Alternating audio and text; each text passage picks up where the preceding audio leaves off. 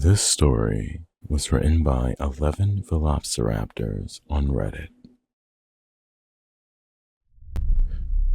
A few weeks ago, I rented a cabin near Picton County, Colorado for a weekend getaway with my wife and daughter.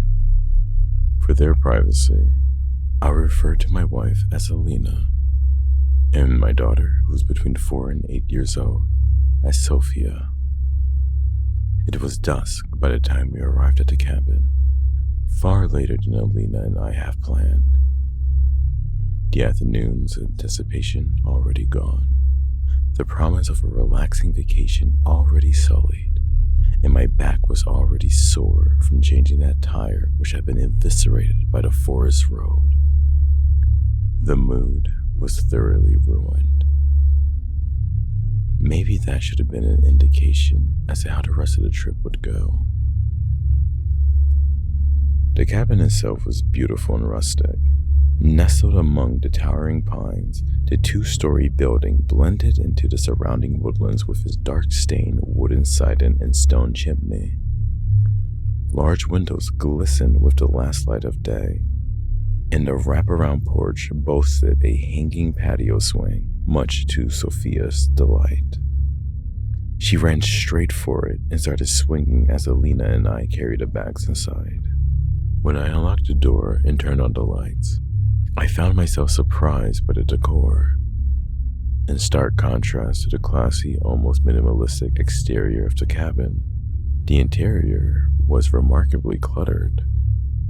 It was like every square surface, countertop, bookshelves, tables, etc., was covered in little trinkets. Trunkets, as my mother would call them.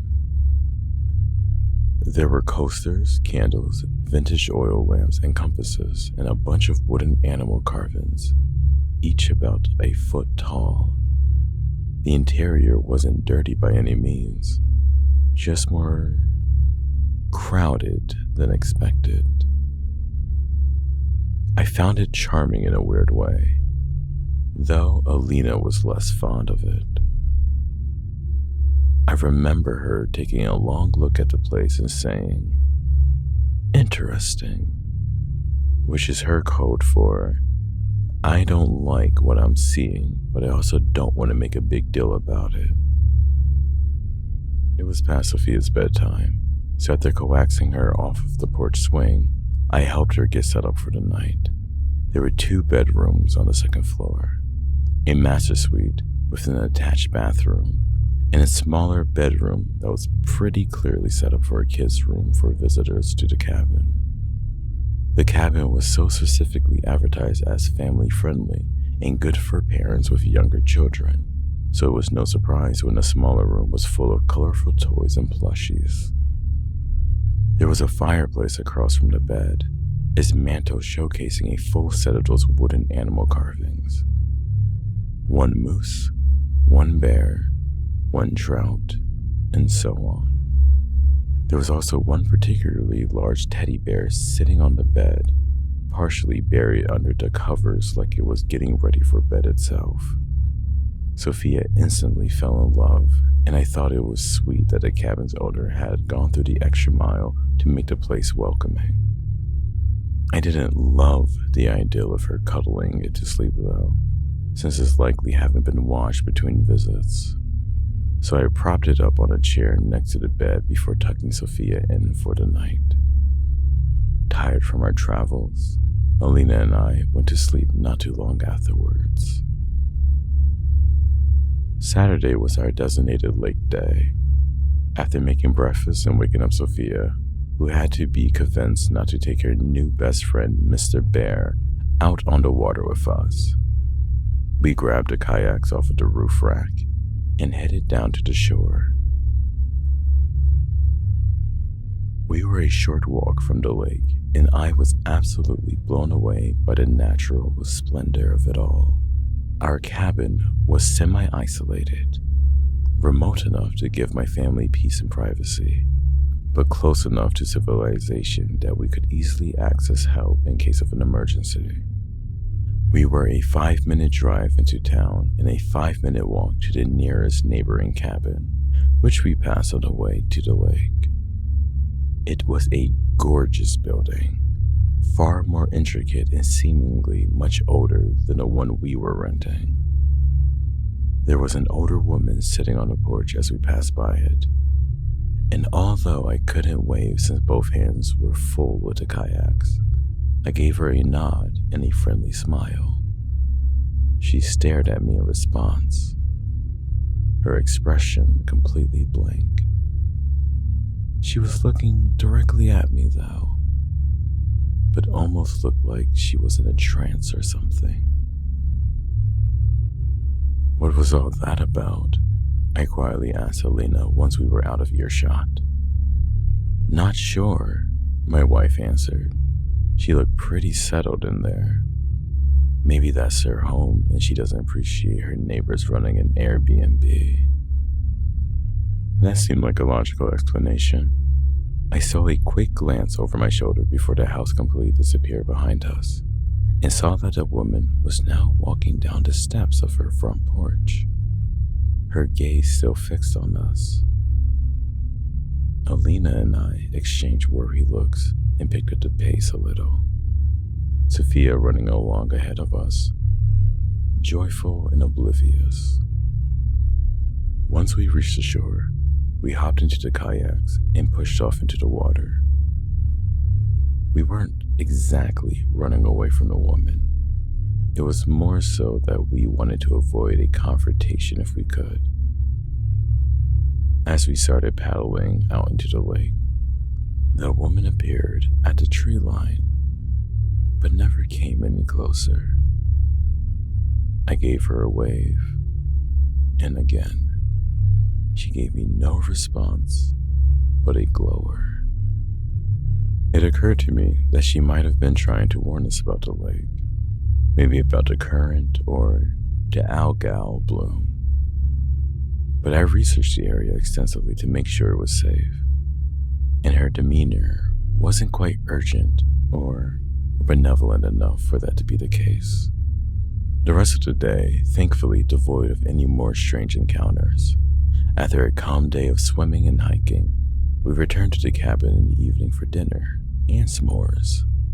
Sophia brought Mr. Bear outside to help with the s'mores, to mine and Alina's amusement. We had no idea how we would convince her to leave that stuffed animal behind when we left on Monday night.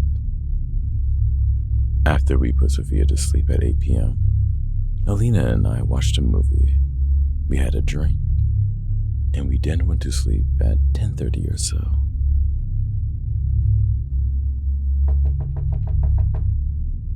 At midnight, according to my phone clock, I heard what sounded like a knock. I sat up in bed, checked the time, and listened for a minute. A few seconds passed, and then there came 3 knocks in quick succession. I gently shook Alina awake, waiting to hear the sound again, and after a moment, I did. There was someone at the front door of the cabin in the middle of the night. Concerned, I got out of bed and tried to look out the bedroom window. I could only see a sliver of the front porch, and though I couldn't see an actual person, I could see the shadow of one thanks to the porch lights. Needless to say, I wasn't thrilled to have a stranger pay our isolated cabin a midnight visit. I told Alina to stay upstairs and made my way to the first floor, stopping by the living room to pull back the curtains ever so slightly and peer through the window. Still, given the shape of the house and the placement of the windows, it was impossible to see anything but a shadow. The person must have been standing an inch away from the front door. I scanned the front yard and the distant tree line, but I didn't see anyone else. So a decoy or an ambush situation seemed highly unlikely. But I still grabbed my handgun just in case. Just my luck, The old front door of the house didn't have a peephole, so I got up close to the door and I tried talking to the person on the other end. "Can I help you?" Instead of answering, the person knocked again, and this time more urgently. No way in hell was I opening that door now. "Look, friend, if you need help, you better speak up. Otherwise, I'm gonna have to ask you to get off my damn porch before I call the police." The knocking stopped, and after a moment, there was a woman's voice on the other side of the door. Her tone was nervous, and her voice was soft. She said in a single sentence, "He's watching your daughter through the bear." Of all the things I expected to hear from our unwelcome visitor, that was not one of them. I readied my gun and cracked the door open. When I looked out into the night, I saw the elderly woman from earlier quickly shambling away from my door. Her back was turned towards me, and she looked like she was trying to get away from the porch as quickly as she could. I called after her, asking her what she was talking about, but she didn't look back. She just kept going until the night swallowed her up completely. I was pretty disturbed at this point, so I shut and locked the door and made my way back upstairs. Alina was waiting for me at the top of the stairs, and I quietly explained to her what was going on. Horrified, she went into Sophia's room and gently took the bear out of her sleeping daughter's arms. We went downstairs and laid the bear out on the kitchen counter. I grabbed a pair of kitchen shears and dissected the thing, making an incision in its fluffy body and pulling out its cotton innards. It wasn't that I believed the old woman, just that, as a parent, anything related to our kids' safety, even something that sounded outlandish, is something I take seriously.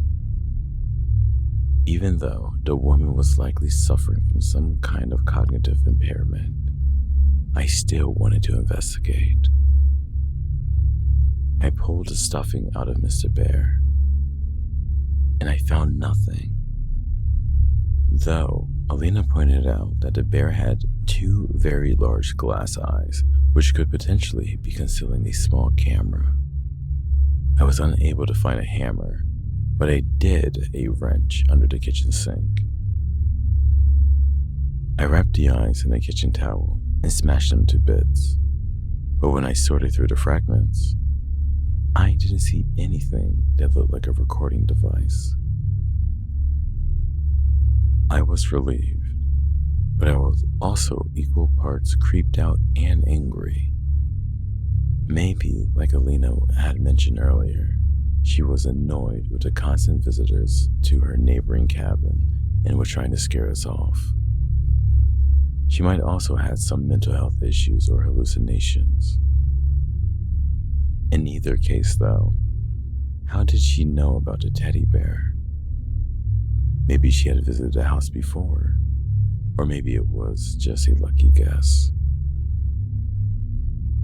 Before returning to bed, I took a turn around both floors of the cabin, looking and failing to find anything out of the ordinary. Alina was also pretty freaked out, and she got up several times throughout the night to visit Sophia's room down the hall just to make sure all was well. Needless to say, neither of us got any sleep that night. Sunday morning was all doom and gloom, which ended up being a perfect reflection of my daughter's attitude when she woke up and realized Mr. Bear was gone. Obviously, we didn't tell her what had happened, but Alina and I did our best to distract her with pancakes and promises of a fun day of adventuring.